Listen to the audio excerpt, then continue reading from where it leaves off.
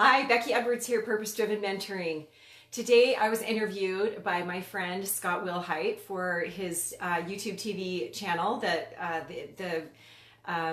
the show will come out in a couple of weeks. But after the interview, we had such a great discussion that I really wanted to jump on here while these ideas are fresh in my mind and share 3 points that we discussed that were really worth sharing.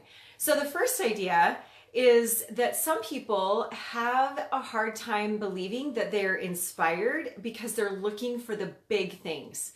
And really, if you really start to watch and pay attention and even pray for that discernment to see it, you're receiving a lot of little inspirations, but you're missing them if you're only looking for the big things.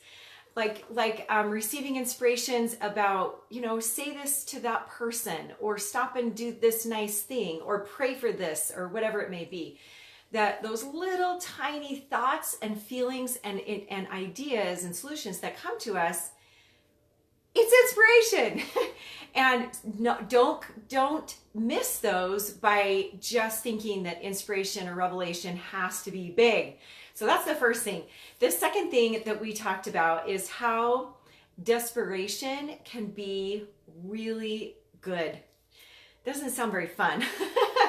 It's a concept I was introduced to by Wendy Watson-Nielsen in a talk she gave 3 years ago, January 2016, called, I believe, Becoming the Person You Were Born to Be. One of my favorite talks ever. And her husband, President Nielsen, gave a talk that same night that's also one of my favorite talks ever. I love those 2 talks. They gave them to the young adults of the whole LDS church, and they're just fantastic. She talks about desperation is a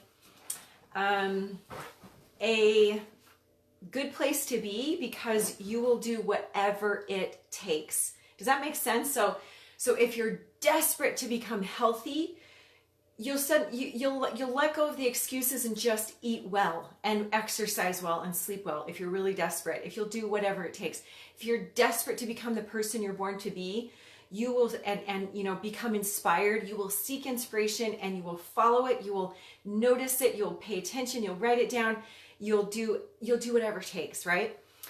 And what I've noticed is that I'm not the kind of person that says God causes all of our challenges. You may have heard me say this before, but I've heard people say or theoretically say something like this. Well, it must be God's will that that I got cancer. I'm like, well, it could have something to do with your choices, that you've eaten donuts and Coke and, you kind of made some choices there. And of course, I'm not going to tell the person that, but I really don't think it's right to blame all of our results on God when a lot of it's just our own choices or the choices of someone else, and He allows agency to happen.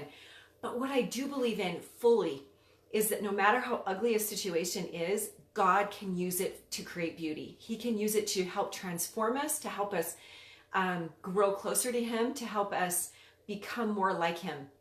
And if it's a job loss, if it's a health crisis, if it's a relationship issue, whatever the struggle may be, sometimes if we get desperate, we'll turn to Christ and turn to the Lord and say, tell me what I need to do. I'll do whatever it takes. And when we're in that desperate moment, we're really easy God can work miracles in that kind of a mindset. Because we're teachable, we're humble, we're moldable, we're steerable. God can steer our car when we are saying, I'll go wherever you want me to go, dear Lord. So if you feel a little desperate right now, I invite you to study that talk by Sister Nelson, Becoming the Person You Were Born to Be. I hope I have that title right. I know it's January 2016. You could Google that. And soak that message in. It's a powerful one.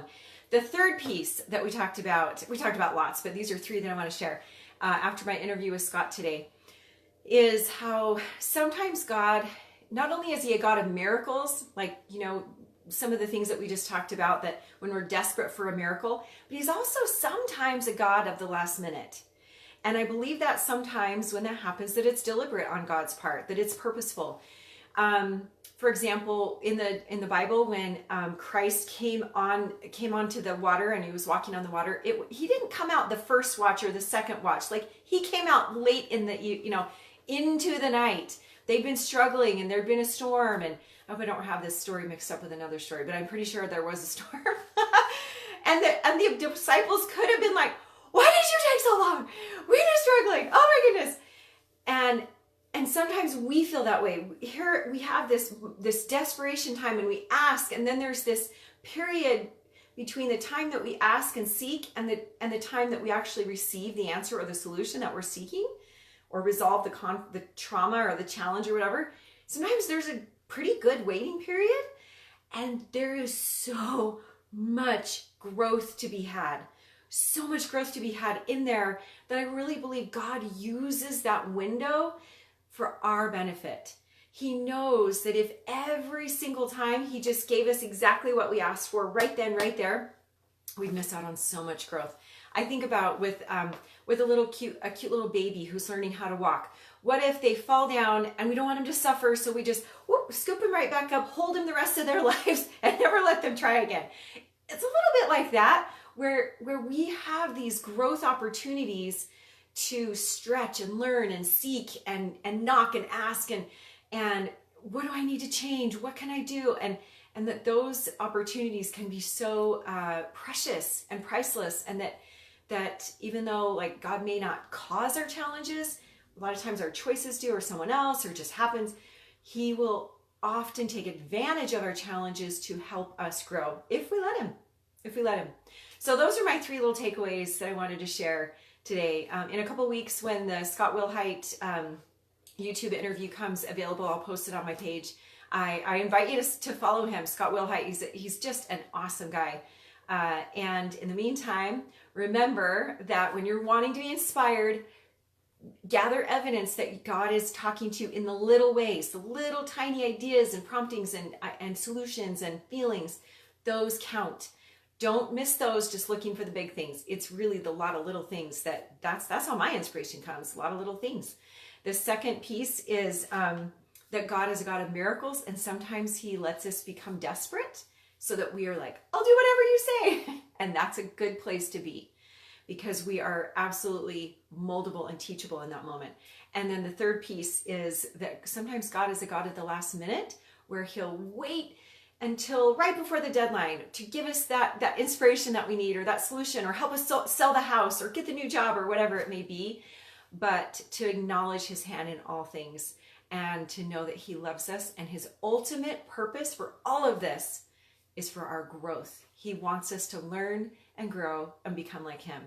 And that's a lot of stretching. So it's okay. It's okay that we have some uncomfortable moments in there, right? Anyway, hope you guys have a fabulous day. Love you.